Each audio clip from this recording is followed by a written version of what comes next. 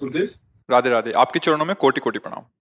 गुरुदेव, मैं रोजाना आपका दिव्य सत्संग एवं एकांतिक वार्तालाप को ध्यानपूर्वक सुनता हूँ।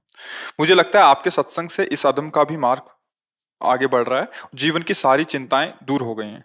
आज बड़ी संख्या में लोग आपकी दिव्य वाणी सुनते हैं और आपकी बात मानते हैं। कृपया एक मार्गदर्शन करें महाराज जी।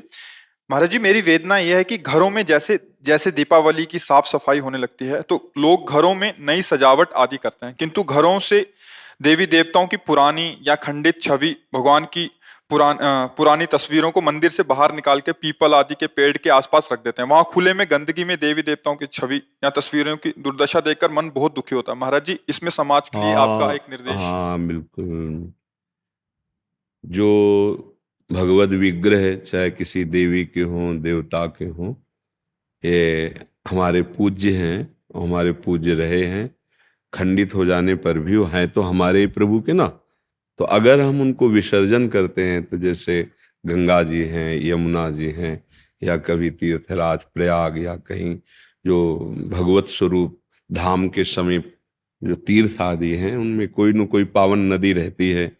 जैसे अयोध्या जी तो सरयू जी विराजमान। तब तक आप उनको घर में सम्मान पूर्वक रखिए, जब तक आपकी तीर्थ यात्रा न हो। आप जिस तीर्थ में जहाँ पावन नदी है वहां उनको सम्मान से प्रवाहित कीजिए। जैसे आप साधारण बात समझो, हमारा कोई प्रियजन शरीर उसका अंग भंग होके पूरा हो जाता है, तो हम अंत्येष्टि क्रिया जैसे करते हैं ना, तो हम फिर ऐसे थोड़ी चौराहे पे छोड़ देते हैं, पीपल के नीचे छोड़ देते हैं। कोई पधार जाए तो ऐसे छोड़ देते हैं क्या? उनको दफनाते हैं, उनको प्रवाहित करते हैं, या उनको अग्नि प्रदान करते हैं। तो हमारे प्रभु के जो श्री विग्रह हैं, तो जैसे यमुना जी हैं, गंगा जी हैं, ये भगवत स्वरूप हैं। तो हम पुष्पमाला में ऐसे उनको आवेष्टित किया, नाव में बैठे और बीच में जाकर भगवत भाव से ऐसे उनको भी, ये हमारी पद्धति है। ऐसे जैसे मान लो लक्ष्मी जी, गणेश जी, देवी देवताओं की जो छवियां हैं वो खंडित हुई ऐसे और गंदगी पड़ रही, तो फिर आपके सुकृत नष्ट होंगे। पहली बात तो आज कोई मानने के लिए तैयार नहीं है। हम सबसे प्रार्थना करते हैं कि जो आप अपने सामान को बेचने के लिए, बढ़ाने के लिए उसमें भगवान नाम दे देते हैं, भगवत रूप दे देते हैं। आप कार्ड में, निमंत्रण कार्डों में भगवान की छवियां छाप देते हैं, ये अपराध है। वो ऐसे भगवान की छवियां तिरस्कृत होती हैं। तो वही भगवान तो है जिनको हम सिंहासन में विराजमान किए, वही भगवान की छवियां आप अपने नाम के साथ पोस्टर में छवियां छपा दी। पोस्टर लगा, प्रोग्राम खत्म हुआ, फाड़ फाड़ के लोग फेंक दिए, नालियों में पड़े। इसी से बुद्धि भ्रष्ट हो जाती है। भ्रष्ट का मतलब जो हम सतमार्ग में आगे बढ़ना चाहते हैं उसमें बुद्धि नहीं और राजी हो जाती है, मान सम्मान, रुपया पैसा, भोग वासना। तो हमें तो यही लगता है कि सब ये प्रार्थना स्वीकार करें कि छवियों का पहले आदर करना सीखो। प्रभु की जो छवि आपको ऐसा लगता है कि अब हम नवीन विराजमान करें, तो उसको आप जाओ यमुना जी, गंगा जी, किसी पावन तीर्थ में उनको प्रवाहित कर दीजिए, या वहां नदी के पास जैसे बालू, तो ऐसे करके वो धारा ही है, वहां उनको विराजमान करके रज से ढक दीजिए। अब जब प्रवाह बाढ़ आएगी उसे प्रवाह या जल में विसर्जित कर दीजिए, जैसा जैसा भाव बन पावे। पवित्र कोई सरोवर है उसके आसपास उनको ऐसे, मतलब अब वो अब प्रगट में कोई जीव तिरस्कार करे, अब जैसे पशु कुत्ता उसको तो ज्ञान है नहीं ना, आप पीपल के समीप रख दिए हो तो वहां लघु शंका भी कर सकता है। और जब खंडित मूर्ति है तो आदर बुद्धि से कोई देखता नहीं है, तो ये सब ठीक नहीं है। बहुत सुंदर बात है, एक लोक समाज की व्यवस्था की पवित्रता के लिए, भाव शुद्धि के लिए बहुत सुंदर बात है। जो भी छवि घर में विराजमान है, जब आपको उनको विसर्जित करना है तो किसी पावन नदी का आश्रय ले, आसपास वहां रज खोद करके उनको विराजमान कर ऊपर रज डाल दे, प्रणाम करे। या जैसे श्री विग्रह है तो फूल माला से आवेष्टित करके हृदय से लगा के प्रणाम करके ऐसे बीच धारा में ऐसे करें। ये बिल्कुल ठीक नहीं है कि घर के बाहर रख दिया, चौराहे पे रख दिया, पीपल के नीचे, ये तो बिल्कुल ठीक नहीं है। और इसका सुधार करें, नहीं तो बुद्धि गिर जाती है। अब बुद्धि अपवित्र हो जाती है। बुद्धि को अपवित्र होने में देर नहीं लगे। और अच्छा, ड्राइवर नशे में हो जाए ना तो पूरी गाड़ी चौपट हो जाती है। जिंदगी बहुत अमूल्य है और हमारी बुद्धि खराब होती चली जा रही। बिल्कुल फ्री में प्राण दे रहे हैं लोग, फ्री में गाड़ियों को ऐसे चला रहे हैं, बिगड़ा बिगड़ मर गए। अब नशा पिए हैं, औरों को मारते हुए खुद मर, क्या हो रहा है? बुद्धि खराब हो रही ना। पूरा जीवन, इतना अमूल्य जीवन है मनुष्य जीवन, वो बुद्धि पवित्र नहीं इसलिए आपको नहीं लग रहा। एक एक सेकंड अमूल्य जीवन है। राधा राधा राधा राधा सार्थक कर लो जीवन।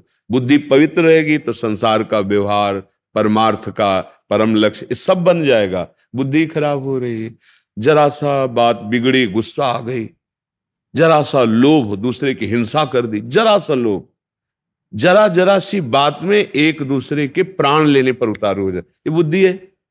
कोई बात नहीं, अगर तुम्हारा थोड़ा कोई अहित कर रहा है, भगवान देखेगा, अपना जीवन बचाओ, उसका बचाओ। अभी लाभ हानि में बदल गया है, आगे हानि भी लाभ रूप हो जाएगी। जीवन बहुत अमूल्य है, उसको छोटी मोटी बातों में पर वो बुद्धि खराब हो जाती है ना।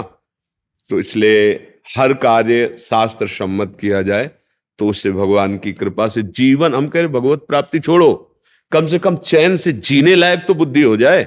आज हमारी बुद्धि चैन से जीने लायक नहीं है, ऐसे गंदे आचरण करा देती है, हृदय जलता रहता है। अगर कोई ना जाना तो हृदय जलता रहता है, अशांत हो जाता है। अगर कोई सरकारी कानून के विपरीत आचरण खुला हो गया तो दंड मिलता है, जेल मिलती है। कोई नहीं जाना तो हृदय संतप्त होता रहता है और बाद में उसको दुर्गति होती है।